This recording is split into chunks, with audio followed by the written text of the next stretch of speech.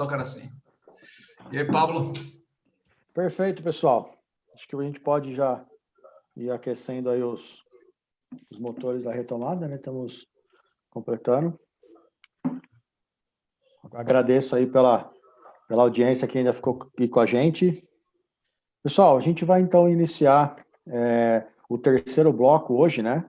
Da nossa noite, do nosso segundo dia de Leeway Forum. Né, a gente vai ter, juntando-se ao painel, o nosso amigo e companheiro aqui da Leeway Consulting, Alexandre Sandes, ao qual eu passo a apresentar agora. Alexandre Sandes é mestre em Engenharia de Produção pela Universidade Federal de Pernambuco, com ênfase em Lean System, graduado em Química Industrial também pela Universidade Federal de Pernambuco, além das capacitações realizadas no Japão. O Sandes é sócio da Leeway Consult, acumula mais de 25 anos de experiência na indústria, em diversos segmentos, atuando em projetos na Argentina, Brasil, Bolívia, Colômbia, Venezuela, Peru, República Dominicana e México. Possui um amplo conhecimento e experiência em gestão de negócio, atua como consultor e professor de MBA. Sua experiência é rica em desenvolvimento de implementações de mecanismos estratégicos e de gestão de produção à luz da filosofia Lean.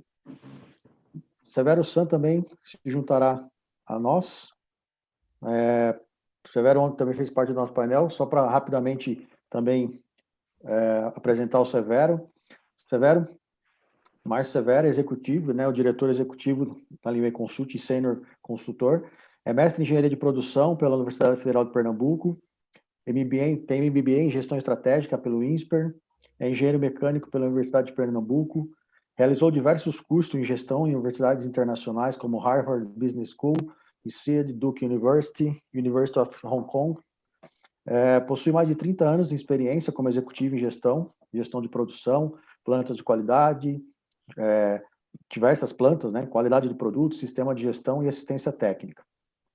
Trabalhou em indústrias, né, tem experiência em indústrias tais qual Rodia, Alpargatas e Gerdau.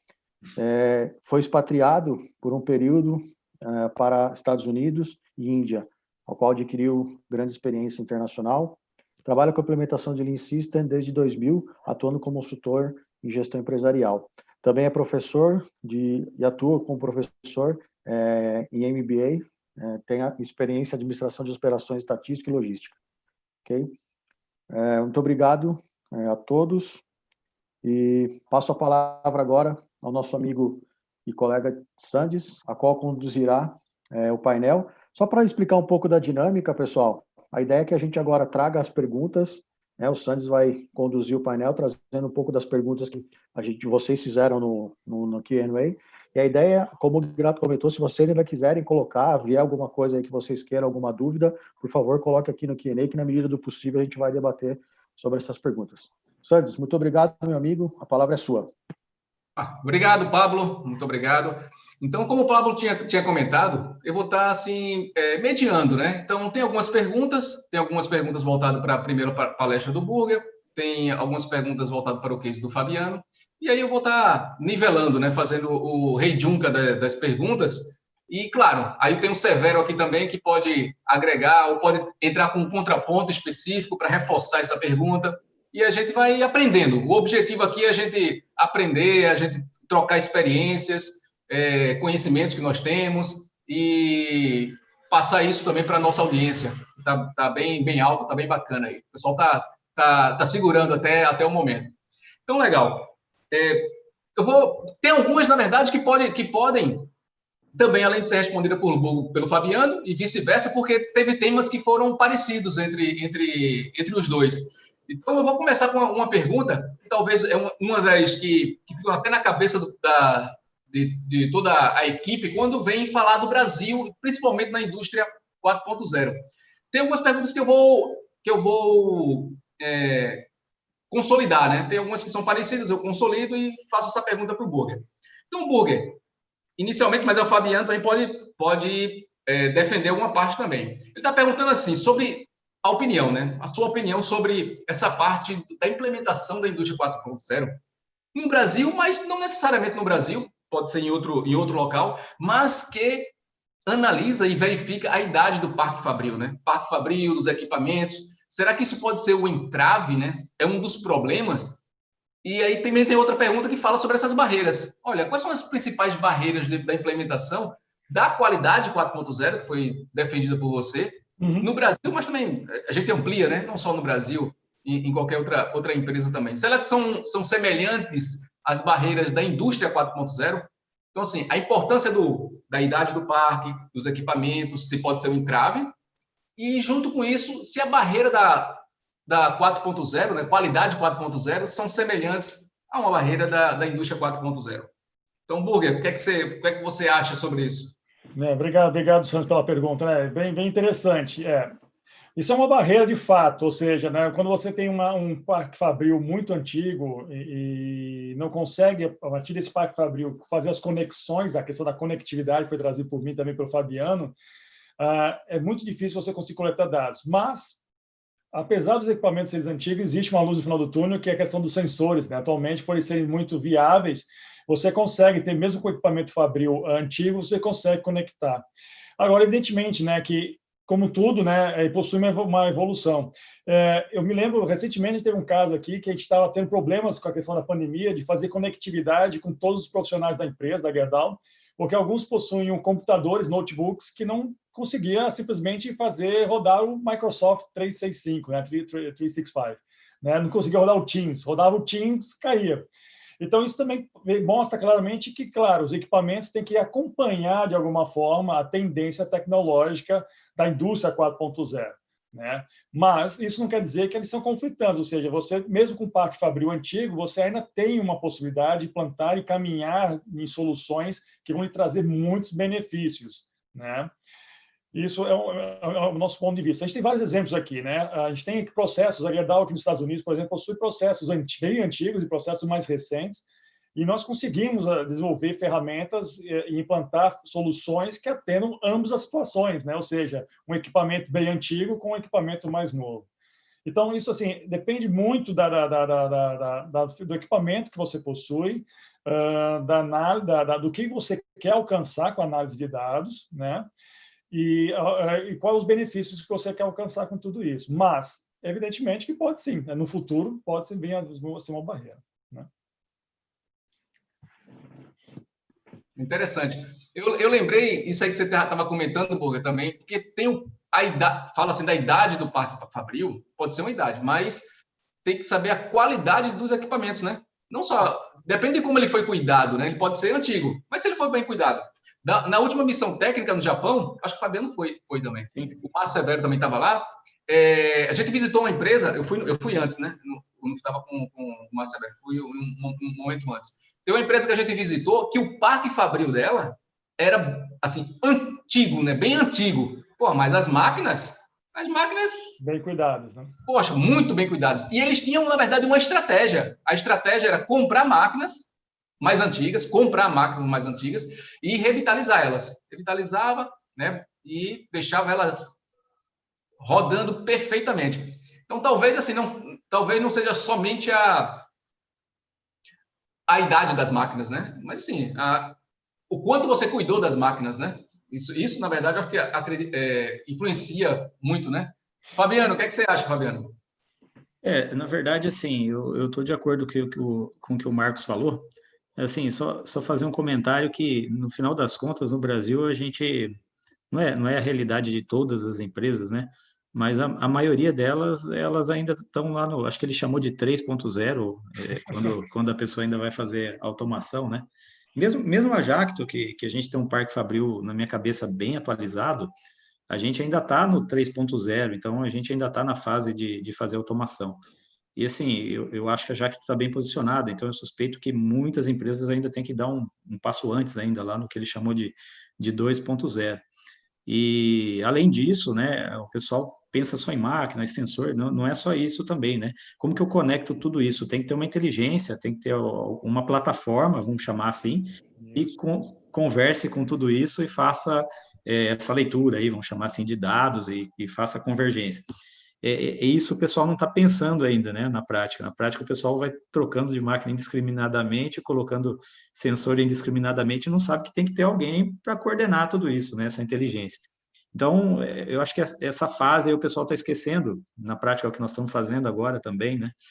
Mas na minha cabeça é isso, o pessoal está em 2.0, ainda tem que pensar no 3 e tem que tomar cuidado com não sensoriar tudo de qualquer jeito, precisa de alguém para coordenar isso e o pessoal não está pensando nisso. Exatamente, Fabiano. Esse ponto foi bem colocado, né? Perfeito. Não adianta você ter os dados e se você não consegue analisar, processá-los, arquivá-los, enfim, ter a depuração adequada desses dados. Então, se colocar sensor por colocar, realmente não vai trazer nenhum benefício. Mas colocar aquele sensor que possa trazer uma informação que vai lhe dar um diferencial competitivo, sim, aí você pode colocar, né? E investir. Exatamente. Tem fábricas, né, que nós vamos visitar que tem até muita informação. Muita informação, mas não tem ninguém que consegue tratar, ninguém consegue avaliar, ninguém consegue transformar, né? Na verdade, muitos dados, né? Não consegue transformar os dados em informação para que a gente possa atuar. Aí não adianta, né? Na verdade, não adianta. Então, realmente, Gouveia, você tem um ponto interessante. Às vezes a gente coloca no Brasil, nos países mais em desenvolvimento, vamos falar assim, e nós imaginamos que nós temos países desenvolvidos que têm uma realidade bem diferente. É muito fácil você visitar uma empresa aqui nos Estados Unidos e encontrar uma realidade igual ao do Brasil, ou até às vezes pior que o Brasil em relação ao equipamento e parque fabril. Né? Porque tem empresa nos Estados Unidos, ela tem o equipamento novo. Muito pelo contrário. A própria indústria do aço, ela possui muitos equipamentos antigos, muitos equipamentos ultrapassados em termos de, se você pensar em tecnologia modernas. E dali você tem que fazer um limão, uma limonada. Não tem como ser diferente. E aí, exatamente aquilo que o Fabiano falou, investir no sensor, no recurso e no gargalo, né, para poder exatamente aumentar a sua produtividade e se tornar mais competitivo. Isso é uma visão que eu tive também. Na verdade, a gente fala mal do Brasil às vezes, né?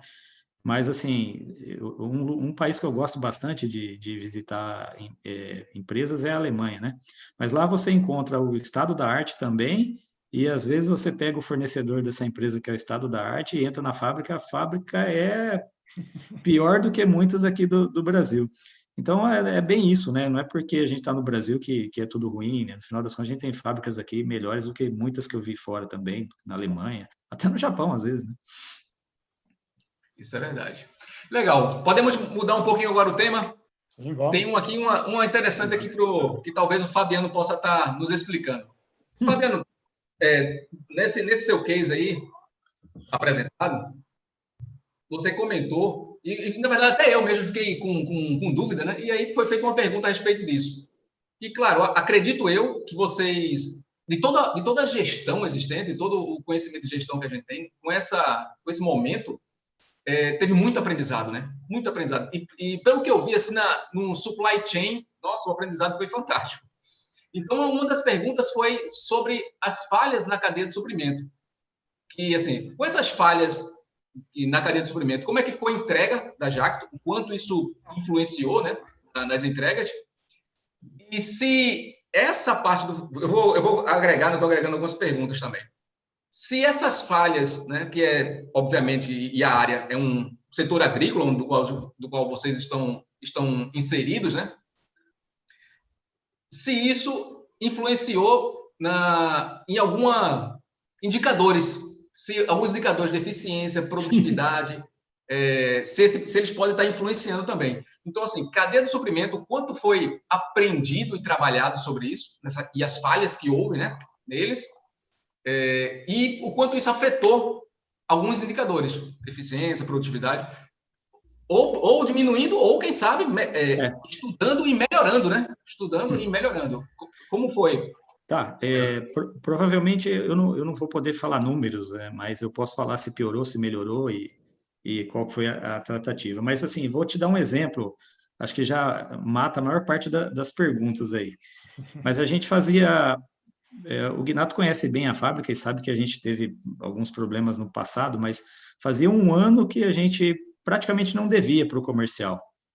Não dever nenhuma linha, vamos pensar assim, é o atraso irrisório. Então, o que a gente produz são as máquinas agrícolas, né? Aquele caminhão com a barra, E aquilo lá é uma infinidade de peças que você tem que receber de fornecedores, produzir interno, juntar tudo, montar, com o prazo que a gente combinou com o cliente. Então, fazia um ano que a gente não tinha atraso, vamos pensar assim, atraso considerável para o comercial. De vez em quando, uma máquina aparecia lá, pingava lá.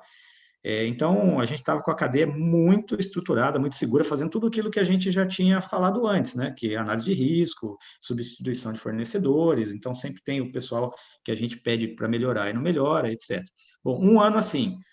Aí chegou março desse ano, abril, vamos pensar assim, começou a piorar os indicadores. Hoje, a gente, até um determinado número de linhas de pedidos faltantes, a gente consegue rodar a operação, né? Porque você tem os buffers, você tem os amortecimentos, tem o tempo de entrada, você acaba furando de alguma maneira e minimizando os problemas. Mas hoje a gente está com praticamente 3 vezes mais do que a gente considera normal de faltantes. Então, o que acabou acontecendo? Gerando bastante incompletos. E incompletos é perda de eficiência, é baixa produtividade, etc. Mesmo assim, o atraso que o nosso cliente está sentindo, não vou entrar em números, mas é pequeno do que o momento histórico lá antes da gente acertar a cadeia de supply chain. Mas está bem difícil. É que a gente acostumou aí com zero atraso, né? Vamos pensar assim. Uhum. E hoje a gente está com um patamar que não vamos pensar assim, tão ruim quanto já foi antes da gente acertar a cadeia de suprimentos, mas não é legal para a gente quer o zero atraso. Produtividade não está boa. Vou dar um outro exemplo, né? A gente teve que fazer algumas contenções com mão de obra, por exemplo. Então, você pega lá, o final da cadeia é sempre o mais afetado, né? No final das contas, a fábrica acaba absorvendo todos os ruídos da empresa como um todo. Aí, a montagem dentro da fábrica é o que absorve os ruídos de toda a cadeia de produção. Lá a gente tomou uma decisão de ter um pouco a mais de mão de obra. Só que esse a mais de mão de obra não está fazendo mais máquinas, ele está completando máquinas. Aí, problema em produtividade também. Mas assim, a gente está com números que eu considero até civilizados perto do contexto atual de entrega, e os indicadores eles estão sofrendo nesse sentido que eu te falei, pela falta de itens, ou porque a gente tem um pouco de mão de obra adicional, ou porque a gente precisa fazer hora adicional e não está entregando mais. A gente está entregando o que a gente já devia ter entregue no período normal. Não sei se eu respondi tudo, mas ficou alguma coisa para trás, a gente pode voltar. Então, acho que sim. Acho que foi bem entendido, assim. E aí eu fiquei, pegando o seu gancho também, eu fiquei com dúvida se não foi o tema, obviamente, da palestra de Burger, mas é uma empresa, né, indústria, né? E eu não sei do Burger, eu tenho dúvidas. Lá na Norte América, sucata que vem, usa a entrada. Então, assim, nessa parte de suprimento também, vocês sofreram? Porque talvez não seja essencial, né, como agrícola aqui no Fabiano. Teve esse problema e vocês perderam em eficiência também? Então, no caso aqui dos Estados Unidos, vou falar para especificamente dos Estados Unidos, a indústria do aço é considerada como indústria essencial. Então, praticamente a indústria do aço não parou. Por que que a indústria é essencial? Por causa de construção de hospitais e equipamento, principalmente equipamento hospitalar. Então, a gente não teve um grande impacto por causa da pandemia em termos de volume, né? Nós tivemos, de fato, um certo impacto na demanda, e isso aconteceu de fato, por causa que a parte de construção civil praticamente parou no primeiro momento, principalmente nos primeiros meses da pandemia, quando teve a explosão de casos em Nova York. A indústria de construção deu realmente uma parada, mas voltou muito rápido, né? Porque também foi considerado como empresa indústria essencial e foi retomado rapidamente. Então a gente não sofreu muito com essa questão. O nosso maior problema realmente foi mais com a questão de controle interno da saúde dos nossos funcionários, né, que nós tivemos aí casos de Covid dentro da empresa e que, por exemplo, numa área que é uma área que trabalha com refratário de forno e panela, onde bastava ter uma pessoa contaminada e colocar a equipe toda em quarentena, e aí você ficava completamente desbalanceado do seu processo com um gargalo que até então não era o gargalo do processo, né? E aí, mesma coisa que o Fabiano, tivemos que nos desdobrar e trazer, muitas vezes aconteceu até trazer equipes inteiras de uma outra unidade para a unidade B, para poder conseguir fazer o fluxo continuar a produção, né? Legal, interessante. Sandy, Eu posso... Opa, por favor, Márcio. Eu queria participar um pouco do bate-papo aí. Eu tenho uma pergunta, na verdade, uma curiosidade, mas, assim, com certeza é de muitos, né? E eu explorar o Fabiano e o Burger aí, como é que as operações da Jacto e da Gerdau estão se sobressaindo aí de alguns aspectos, né? Principalmente, assim, eu queria olhar olhando para as pessoas, então olhando os líderes, a relação líder e time, liderados, como é que se garante a proximidade, se teve mudança de agenda, como é que na prática vocês estão fazendo isso? E o segundo aspecto muito provavelmente o pessoal que está no chão de fábrica, a equipe operacional, ela está mais afastada fisicamente, né, da liderança, provavelmente na grande maioria, se teve algum impacto na autonomia de decisão do time operacional. Essa seria a minha pergunta aí para os dois. Não sei quem começa, vamos por ordem alfabética.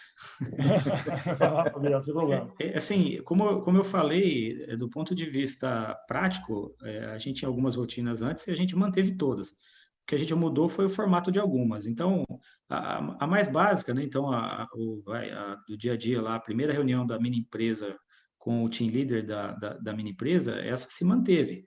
Se manteve como? A gente teve o afastamento, né? Mantém o afastamento das pessoas ali em torno do glass wall, e o pessoal usa máscara. Então, e aí depois disso o team leader faz a reunião com o supervisor. Aí daí para frente que ficou um pouquinho diferente, né? Aí o pessoal fazia a reunião presencial, mas aí o supervisor com as gerências comigo, eu com os outros diretores, aí a gente já está usando os meios virtuais aí.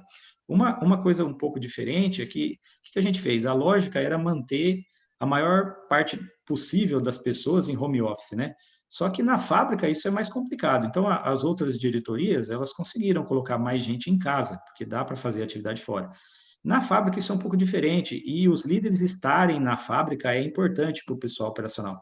É aquilo que eu disse para você no começo, né? De repente, tem 1.000 funcionários, é isso mesmo que tem comigo, tem 1.000 funcionários trabalhando e eu não estou na fábrica, então a fábrica não é segura, o Fabiano não está aqui. Então, eu estou na fábrica e a gente tem que mostrar que a fábrica é segura e tem que continuar fazendo a nossa rotina, logicamente, tomando as nossas precauções aí. Mas isso comigo, com os gerentes, etc. Isso faz uma diferença grande, viu? Pelo menos no ponto de vista de fábrica, eu percebi isso, os feedbacks que eu recebi foram bem positivos nesse sentido, de estar junto. Estar junto mantém o pessoal na rotina. E dá mais confiança para eles, diminui a ansiedade também, como eu falei na apresentação. Não sei se era nessa linha, se faltou alguma coisa também. Não, acho que foi a colocação perfeita. Assim, a questão da Gerdau não foge muito do cenário que foi descrito pelo Fabiano, mas a empresa também enxergou nessa situação, nesse ambiente, uma oportunidade também de desenvolver a própria liderança, tá? Então, por exemplo, nós temos situações onde tem um gerente que ele é responsável por 2 plantas e ele acabou não podendo mais vir para uma dessas plantas, não podia mais viajar, né, para uma dessas plantas. E aí foi usado, por exemplo, um modelo que ele acabou fazendo rodízio, né, dos seus gestores, né, dos gerentes, da liderança, da gerência da fábrica, né? Então, foi uma possibilidade também de fazer um desenvolvimento desses profissionais. Em relação ao pessoal do chão de fábrica, operacional, como o Fabiano falou, a presença do líder é fundamental e nós mantivemos os líderes, né?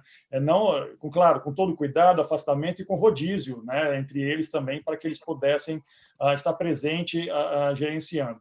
Mas eu não tenho nenhuma dúvida, Márcio, que o grau de empoderamento, vamos dizer assim, vou usar uma palavra que está bem na moda, dos funcionários aumentou nessa questão, né? O poder de decisão foi aumentado. Pelo simples fato de que, mesmo tendo um dos líderes presente na fábrica, não é o meu líder direto, né? É o meu líder indireto. Então, eu possuo ali já, querendo ou não, um gap de comunicação, mas foi utilizado e foi suprido pela questão das ferramentas móveis que a gente tem, como celulares e outras possibilidades que conectaram as pessoas, né? Eu não estou fisicamente no local, mas a minha decisão, o meu ponto de vista em relação a um certo problema pode passar de forma virtual também. Então, basicamente foi isso, né? O que aconteceu aqui na Gerdau, aqui nos Estados Unidos, tá? Legal. Eu posso, Burger, pela sua apresentação, ir por um lado assim um pouco teórico. Tava fazendo uma relação ali que você tinha comentado, né, na sua apresentação sobre assim, qualidade 4.0, que é o alinhamento das práticas de gestão de qualidade com a capabilidade, né? ou funcionalidade da indústria 4.0, conduzindo a empresa à vantagem competitiva, à excelência operacional. E tem um conceito que você mostrou, aí você mostrou até o modelinho, né, o modelo do sistema Toyota de produção, né, simplificado, a casinha. E, claro, tem o pilar Jidoka, né? Tem o pilar Jidoka, que aí também, assim, um conceito assim, básico ali do Jidoka são os processos capazes de produzir os itens, né, isento de defeitos, né, na mais alta produtividade. Ou seja, está buscando ali a excelência operacional, né, mais alta qualidade, isento de defeito, acababilidade. Então, assim, e aí tem aqueles 11 elementos ali que você listou, né, no bloco da qualidade 4.0. Onde é que a gente pode estar conversando ali? Onde é que a gente pode estar inserindo ali esse 4.0 dentro do pilar Jidoka? Será que é um pilar de Jidoka 4.0? Não, isso é uma excelente colocação, Sandro, porque exatamente, Jidoka, né, como sempre foi, o Ginato traduziu no livro, né, que ele publicou no passado e agora, estou sabendo, parabéns, inclusive, Ginato, pela nova revisão do livro, da autonomação, né, ou seja, você passar para o equipamento a capacidade ou a habilidade humana, né, de identificar os problemas, né. E a indústria 4.0 ela vem realmente somar nesse pilar, ela vem intensificar esse pilar, que era um pilar, de certa forma, há um tempo atrás, difícil a gente conseguir realmente passar o conceito e fazer ele acontecer. A indústria 4.0 ela vem potencializar e facilitar a aplicação desse conceito, né? Ou seja, desenvolvimento de Poka-yoke, seja ele no equipamento, ou seja até nos próprios sistemas, né? Os sistemas possuem dispositivos à prova de falhas. Você, na hora que lança, por exemplo, recebe um dado que ele simplesmente não consegue, ele não bate, né, com a qualidade necessária, vamos dizer assim, ou as referências que baseiam aquele dado, o sistema ele possui alta capacidade de identificar e já sinalizar o que está errado aquele dado e que precisa ser corrigido. Então, a indústria 4.0, com todos os seus pilares de conectividade, de habilidade, de rapidez, velocidade das informações, vem ajudar e potencializar, exponenciar a possibilidade de aplicação daquele pilar. E, se não me engano, teve uma das perguntas no nosso enquete aqui, no nosso chat, que era essa relação a recall, né? Se, por exemplo, o recall vai aumentar ou diminuir em relação com a indústria 4.0.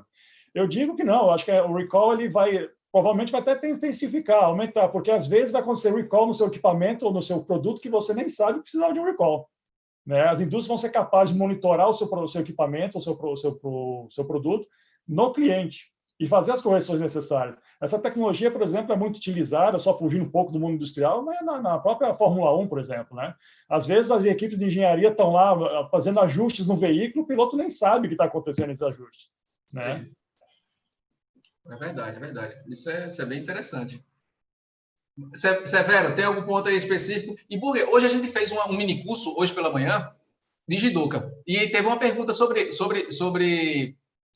assim, teve essa pergunta, né? Você trabalha dos dois pilares, qual que você trabalha, qual que você trabalhou, né? Ou implementa mais?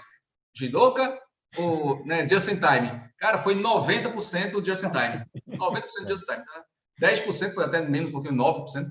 Foi Jidoka. Aproveitando esse seu comentário, talvez, aí o Jidoka nos ajuda a entender aquilo que a gente precisa. Então, assim, sem saber aonde eu vou precisar atuar no processo, e aí trazendo todo o ferramental da 4.0, o Jidoka nos ajuda a enxergar aonde eu preciso. E aí eu vou exatamente no ponto focal, né?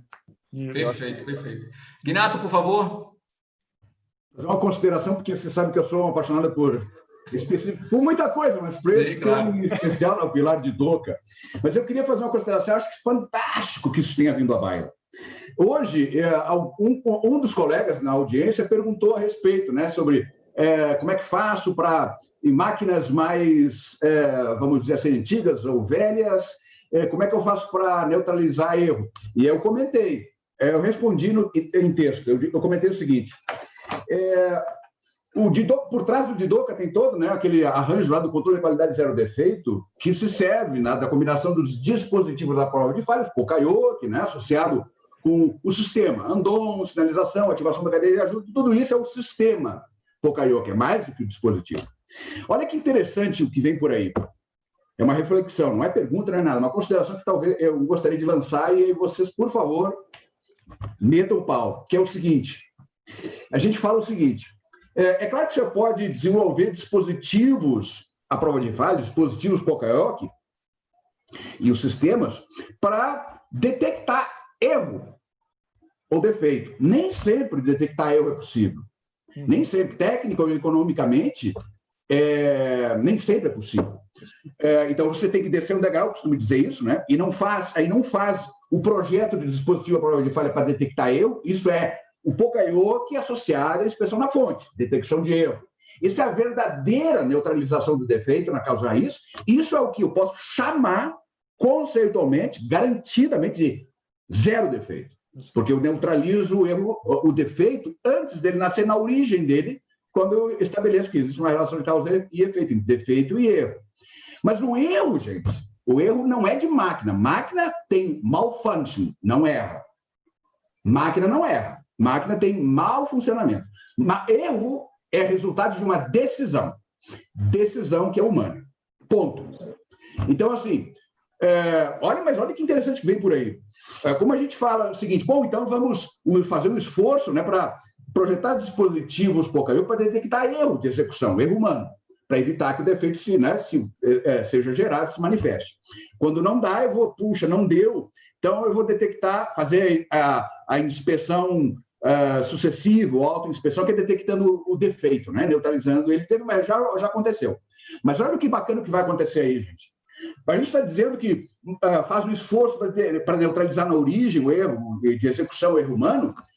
Agora, com esse advento da indústria 4.0, o que a gente está falando é de machine learning, inteligência artificial.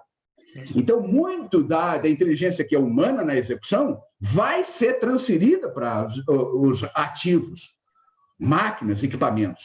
Então, portanto, meus amigos, a decisão agora de execução vai ser transferida para a máquina. E o que acontece aí? Decisão, essencialmente, a prova de erro. Você entendeu? Então, cara, sobe violentamente o patamar, a possibilidade de você neutralizar, amplia violentamente a possibilidade de você neutralizar os defeitos na origem, no erro, porque agora a decisão de caminho A, caminho B, C, é da máquina. E a máquina, se bem projetada, porque sempre o projeto por trás é humano, né? Se bem projetado, as decisões, cara, aí é zero defeito. Entendeu? O patamar subiu violentamente. Cara, é um negócio que assim, eu nem estou enxergando, só estou viajando aqui, mas é um negócio que vai alavancar tudo isso que a gente está chamando aí, né, de DOCA, Poka-Yoke, controle da qualidade de zero defeito, porque isso vai ser jogado para a máquina e a máquina vai estar decidindo sobre, fazendo decisão sobre execução. E aí é zero defeito. Então é sensacional. Só estou jogando na mesa para vocês, né? Aproveitando, amanhã o caso da Hirayama vai trazer também uma inteligência artificial. E o Burger também apresentou, ele comentou um exemplo lá de a decisão pelo operador e a máquina aprendendo o nível de assertividade, né, a partir da inteligência artificial. Mas amanhã é uma boa oportunidade. Vou comentar um caso assim que eu vi esses dias, mas que não tem a ver com fábrica, né? Mas é de inteligência artificial também. O pessoal pegou lá o algoritmo, fez esse algoritmo assistir centenas ou milhares de jogos de futebol. Aí ele aprendeu lá que situação lá que seria gol, né?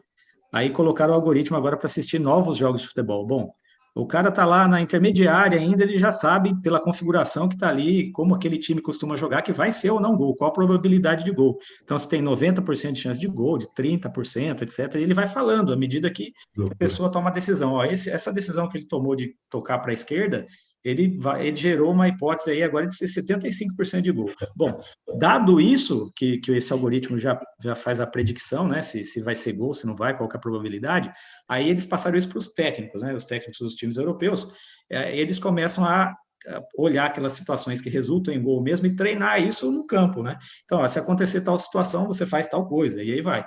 Então, a assertividade deles também é muito maior por causa disso. Agora, imagina no mundo industrial, né? Ah, sim.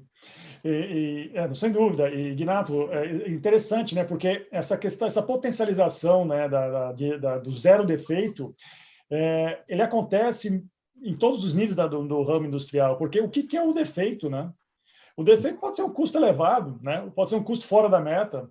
O defeito pode ser um produto com um certo princípio, um certo erro mesmo lá no próprio produto, mas o erro pode ser uma produtividade abaixo da meta, né?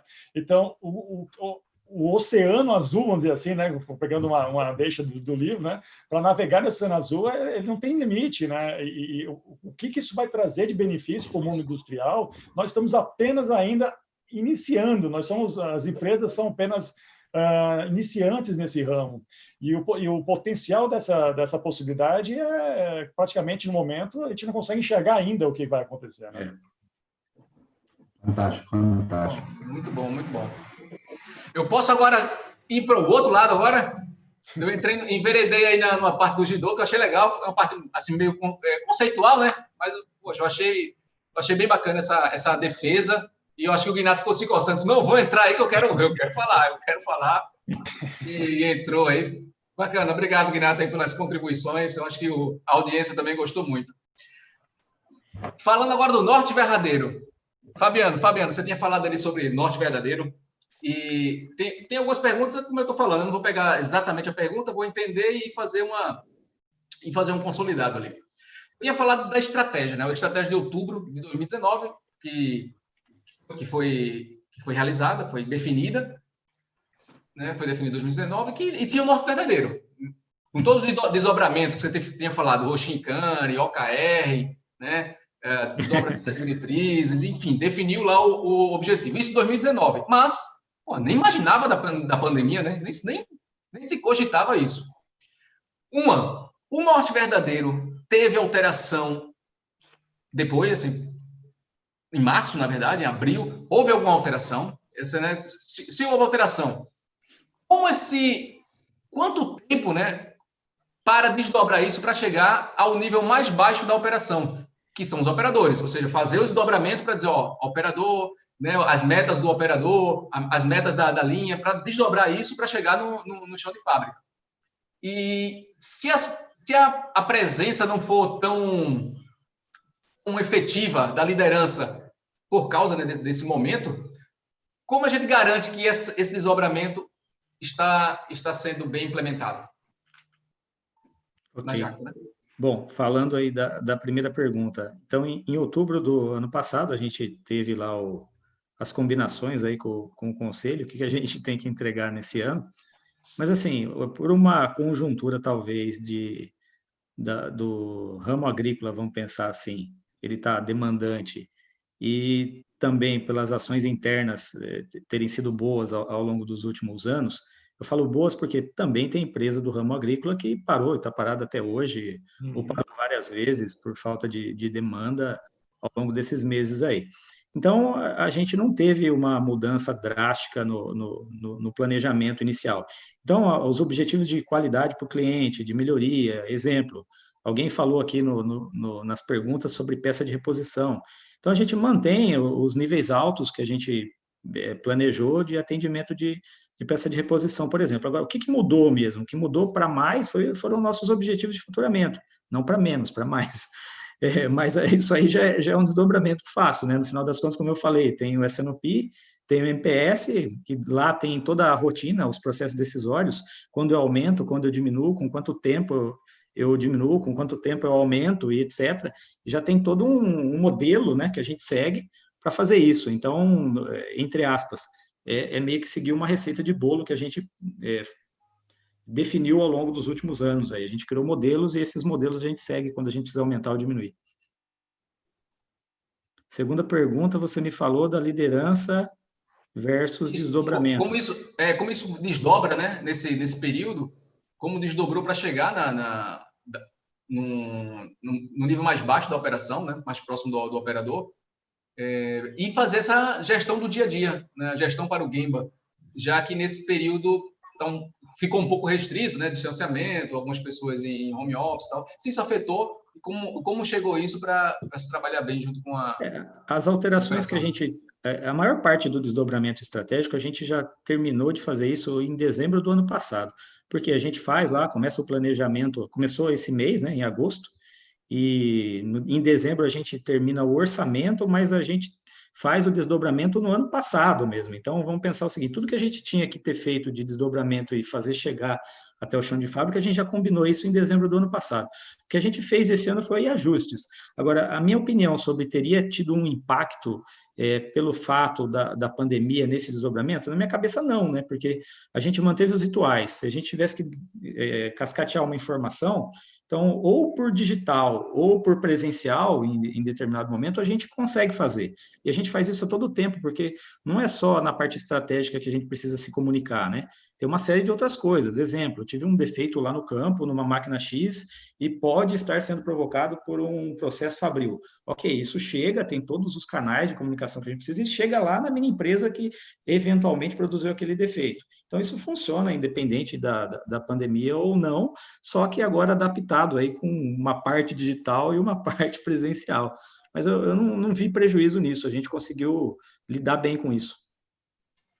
Oh, legal, boa. E interessante, você tinha falado que até respondeu uma outra pergunta, se não é porque é da indústria agrícola, né? Porque você está demandando isso aí, mas você já comentou que tem outras empresas que não estão tão bem, né? Não estão tão Sim. bem, e a Jacto tem o seu modelo, e o seu modelo está funcionando.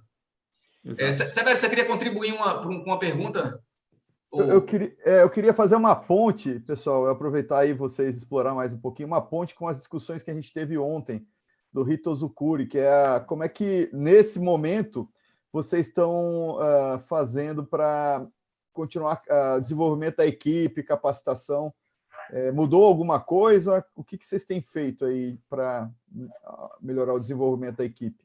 Ok. Deixa eu aproveitar, só antes de complementar a resposta do Fabiano, na verdade, agora trazendo um pouco para o caso da Gerdau, né?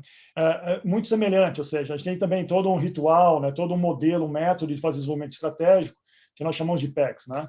O PEX ele é definido no final do ano anterior, e essa meta ela está lá, ela está estabelecida e ela tem que ser alcançada.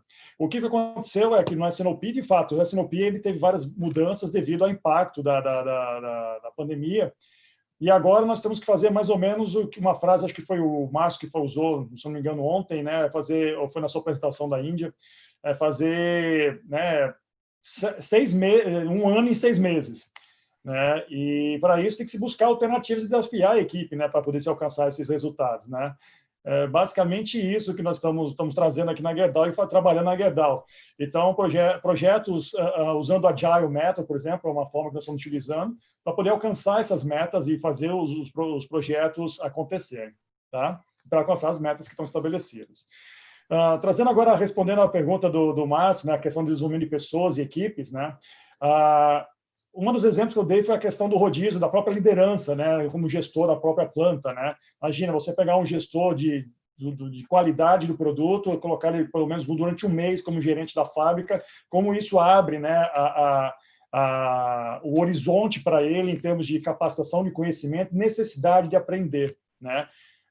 Isso foi um dos fatos. Agora, foi muito interessante que a empresa, durante a pandemia, ela se desenvolveu muito nessa questão de fazer treinamentos virtuais, né? Tanto nas operações do Brasil, quanto nas operações aqui dos Estados Unidos. Isso foi um movimento muito intenso, onde nós tínhamos treinamentos ou palestras, como nós estamos tendo aqui, né, de maneira interna, trazendo assuntos mais dos diversos possíveis, né? Assuntos técnicos, como por exemplo, metalurgia para não metalurgistas, por exemplo, passando, né, fazendo com que todos os operadores, e não só operadores, mas funcionários da empresa conhecessem melhor o seu produto e seus processos, colocando abaixo algumas barreiras de conhecimento que existiam, né? A parte de treinamentos relacionados à diversidade, né, dentro da empresa, por exemplo, tópicos como esse. Enfim, foi muito utilizada essa plataforma virtual, né, seja ela do Teams ou seja ela do Zoom, para fazer essa capacitação. E o que surpreendeu muito a empresa foi como a gente conseguiu manter, mesmo com todas essas dificuldades, a questão da produtividade, né, das pessoas. né? Ou seja, aquele tempo que era perdido no passado com deslocamento ou com outras atividades que dispersavam os funcionários, o trabalho remoto beneficiou por esse lado também, no sentido de ficar mais concentrado, ter esse tempo que até então não estava, né, disponível, se tornar disponível e ele conseguir fazer mais entregas. E, enfim, os treinamentos estão acontecendo de maneira até mais intensa do que antes, eu diria.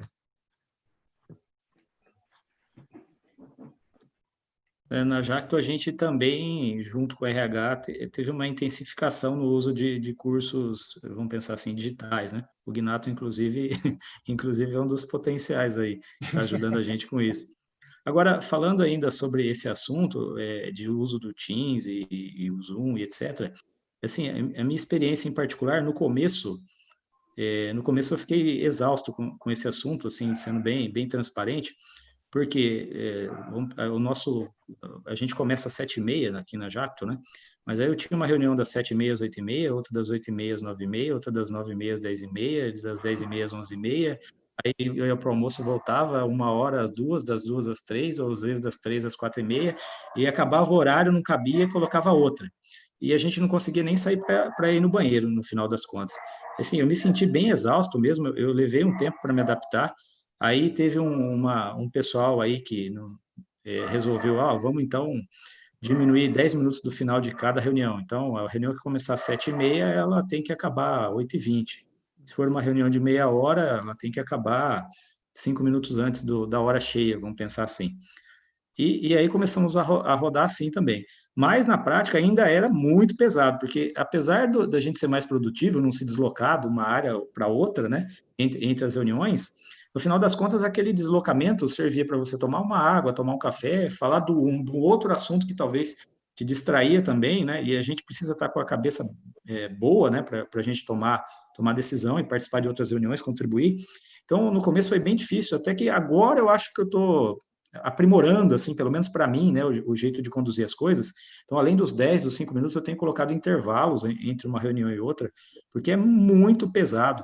E, às vezes a gente tem que parar um pouco também para processar o que a gente ouviu ou o que a gente vai fazer na próxima reunião, tem que tomar uma decisão, tem que fazer um follow-up, conversar com alguém, e a gente estava sem tempo. Então, a gente teve uma pandemia de reunião encavalada no começo da pandemia. Foi um negócio, assim, exaustivo. Então, desculpa, assim, interromper com esse assunto, né? Mas foi uma coisa que me incomodou e está melhorando agora. Legal. Por favor, Gnato. Eu queria aproveitar esse gancho que é espetacular aí que o Severo ofereceu, que é a questão de desenvolver pessoas, desenvolver gente, né? O Hitozukuri. Hoje, à tarde, num dos minicursos, eu abordei com força essa questão. Acho que foi no minicurso conduzido pelo Pablo San, né? O Fator Kata. Então, a gente tem defendido que a função principal das lideranças, de qualquer que seja o nível, é desenvolver a sua equipe, ponto final. Tem outras responsabilidades, outras atribuições, enfim, são secundárias. A principal é desenvolver o seu time. E aí eu sempre defendo assim, né, que a liderança, para cumprir esse papel, tem que dominar o que vai ensinar e dominar o método de ensino. Tem uma forma de ensinar, né? E aí, tipicamente, a gente fala assim, as empresas fazem as suas escolhas. O que é desenvolver gente? Por exemplo, no caso da Jacto, é só para ilustrar, né, de forma geral, sem especificar nada. Bloco de competências técnicas, bloco de competências comportamentais. Só para ilustrar, para a gente se sintonizar. Competências técnicas. Conhecimento específico de processo, conhecimento de técnica de gestão, capacidade de multiplicar o conhecimento, desenvolver gente, gestão de projetos, gestão do tempo, visão sistêmica, competências técnicas. Comportamentais. Relacionamento interpessoal, postura de líder, coach, centro de equipe, capacidade de gerenciar a mudança e senso de propriedade e responsabilidade. Então, assim, se são essas as competências, essas dimensões das competências, o líder tem que identificar o que ele pode fazer, né? Onde ele pode atuar para desenvolver, que dimensão ele pode atuar e desenvolver. Isso leva, então, precisa desse processo, o líder tem que se empoderar disso, está habilitado para atuar, né, em cada uma das dimensões, às vezes nem todas, né? Tem algumas dimensões, está na minha competência. Conhecimento técnico específico de processo, de soldado, está na minha competência. Conhecimento técnico específico de gestão da rotina, gestão de desempenho do time, está na minha competência. Então, ok? Então, assim, isso leva tempo. Leva tempo. Agora, vamos olhar para o que está se apresentando aí, gente. está se apresentando um cenário em que a gente está trazendo novas tecnologias, novos conhecimentos. Só para citar, realidade aumentada, realidade virtual, eu estou lendo aqui porque eu listei para facilitar. Big Data, robótica, machine learning, simulação, cloud computing, inteligência artificial, integração vertical e horizontal, manufatura aditiva, sensores, IoT. Meus amigos, é isso que vem. E aí eu pergunto para vocês, está na mão de quem isso? Dos líderes? Não. Como é que nós vamos internalizar isso? E mais, aquele outro bloco de competências técnicas e comportamentais leva tempo. Esse não dá. E as agilidades. E está na mão de terceiros, está na mão de quem a gente não está dentro de casa, a gente vai ter que trazer. Como é que nós vamos fazer para... A gente tem em casa quem vai desenvolver os líderes, né? O domínio do que tem que ser desenvolvido. E agora? E esse bloco novo? São terceiros? São prestadores de serviço? São parceiros? E aí, então, assim, cara, isso me assusta. Fabiano, eu sei que você é um cara super preocupado com isso. Foi para o Japão algumas vezes, mas as 2 últimas vezes comigo, para olhar lá como é que os japoneses fazem, né? O dojo, construiu um dojo, tem experimentado, aplicado isso com rigor e maestria. Eu queria que você fizesse alguma consideração. Como é que nós vamos enfrentar isso? Como é que nós vamos puxar isso para dentro de casa, hein? As tecnologias que não estão em casa.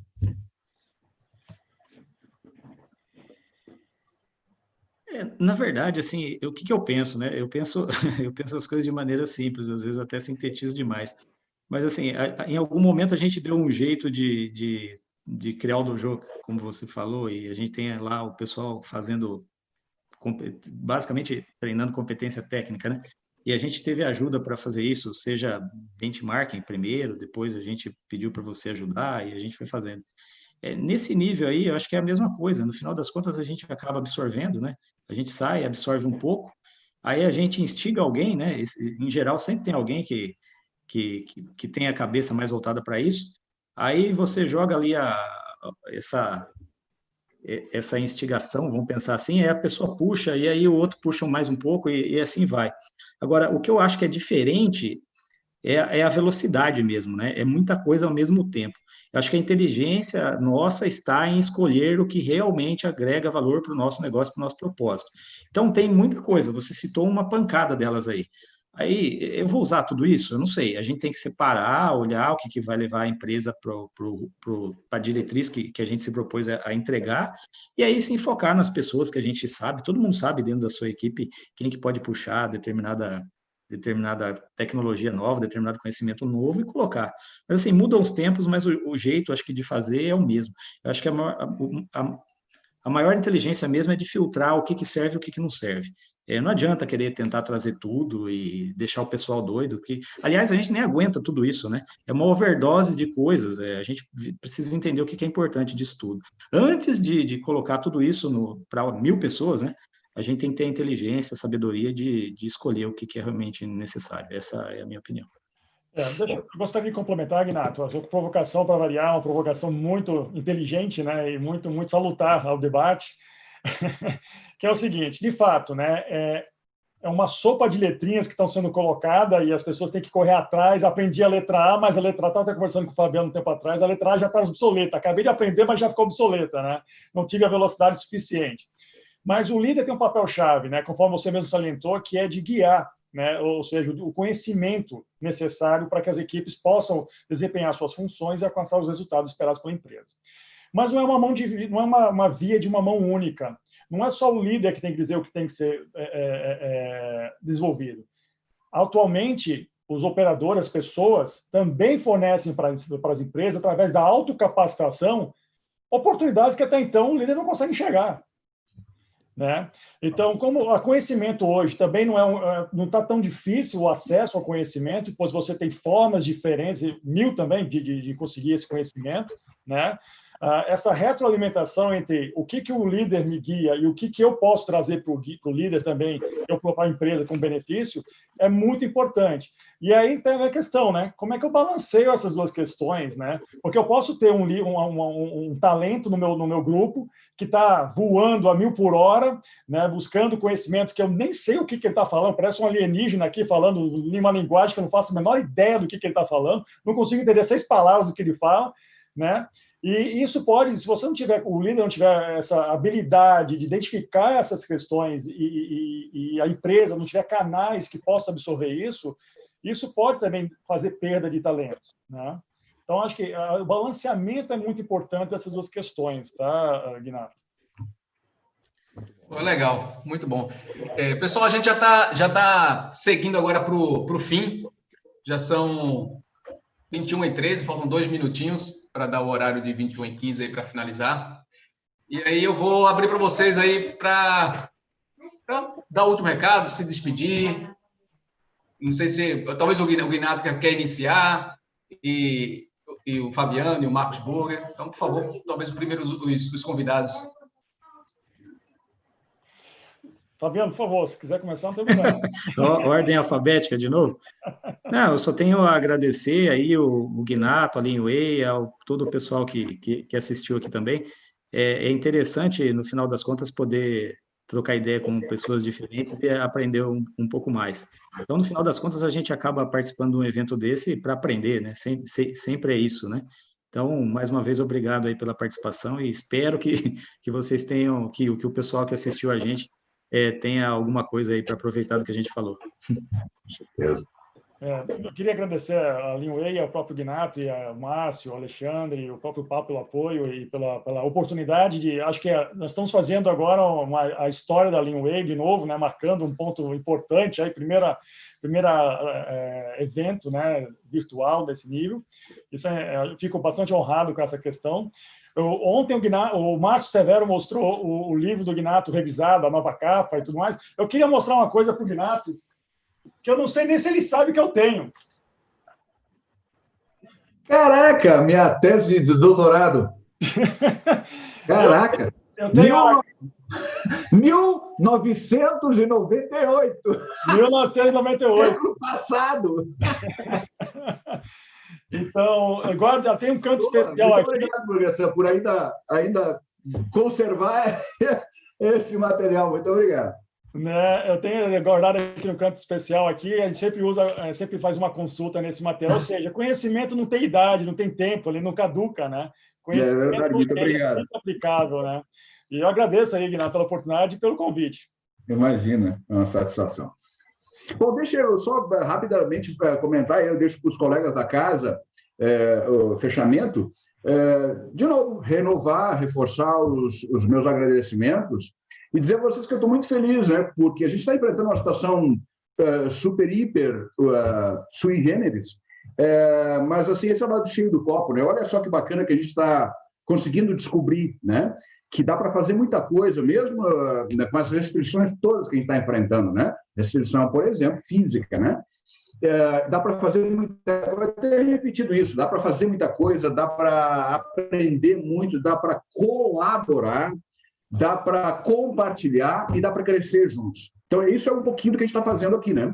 Eu queria agradecer muito a todos vocês, todos os que estão aqui compondo, né, agora o painel, e aos colegas que estão nos acompanhando, nos assistindo, né? Nós temos ali, eu estou olhando para a marca, ali tem mais de uma centena de pessoas reunidas aqui conosco. No início da noite, nós tínhamos um volume ainda maior, mas nós temos mais de uma centena de colegas aqui ligados, empenhados nisso que eu acabei de comentar, né? De compartilhar, se desenvolver, ajudar uns aos outros nesse processo, né? De desenvolvimento e crescer junto. Eu fico muito feliz de que esse nosso propósito tem esse eco, né? Se encontra com o propósito de outras pessoas como vocês todos. Muito obrigado. Fico muito feliz e lisonjeado e conto com a participação de vocês também no dia de amanhã. Amanhã nós temos os mini cursos à tarde, os colegas vão fechar assim, e a programação de amanhã à noite, que vai ser também extraordinária. Tem os colegas do Japão que vão participar conosco, vai ser muito legal. Sanderson. Obrigado, Guinato, obrigado a todos. Então, assim, a gente está encerrando mais esse segundo dia, amanhã será o terceiro, e para fazer o fechamento final, vou passar para o Pablo, e aí a gente realmente finaliza. Obrigado a todos. Muito obrigado, Sanderson. Me despeço de maneira breve de todos, agradecendo aí a ajuda, né? Burger, Fabiano, mais uma vez pela disposição. Desculpem-nos, né? pela organização, os contatos constantes, mas surtiu um efeito bastante bacana. Muito obrigado aí pela disposição de vocês de estar junto com a gente. E, como o Guinato falou, o pessoal comentou, pessoal, que está aqui com a gente até agora, muito obrigado pela audiência ainda, e não percam o dia de amanhã ainda teremos, na parte da tarde, 3 minicursos, né, bastante interessantes os assuntos. Inicia às 14 horas com a gestão dos fluxos de 3 R's, muito bacana, com o nosso sensei, Guinato-san.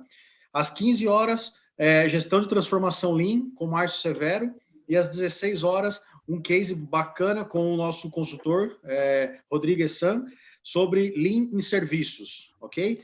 Aguardamos todos vocês nessa audiência de amanhã também, e amanhã também, às 18h30, teremos palestras, um case muito interessante sobre da Mali, né?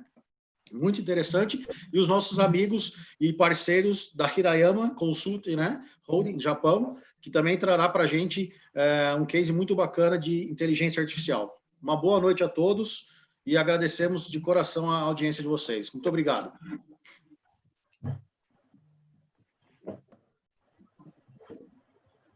Jorge-san, Fabiano-san, pessoal da Linway, muito obrigado. Uma boa noite a todos vocês. Senhores, obrigado aí, foi sensacional. Bom descanso a todos vocês. Sensacional. Obrigado, agradeço. Valeu, Fabiano. Valeu, Burger. Muito obrigado, Burger. Prazer vê-lo. Grande abraço a todos. Um abraço. Um abraço, senhores.